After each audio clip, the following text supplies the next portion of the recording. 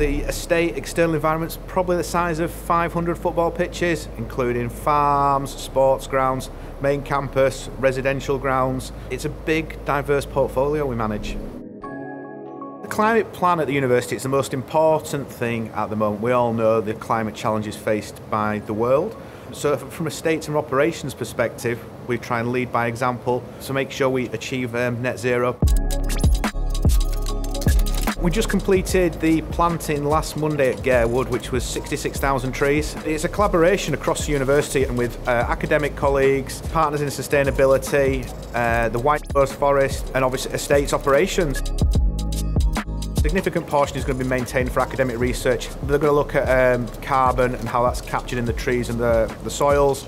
And then once the trees are all established, 5 to 10 years, there's going to be permitted rights of way through there so it can be enjoyed by the wider public.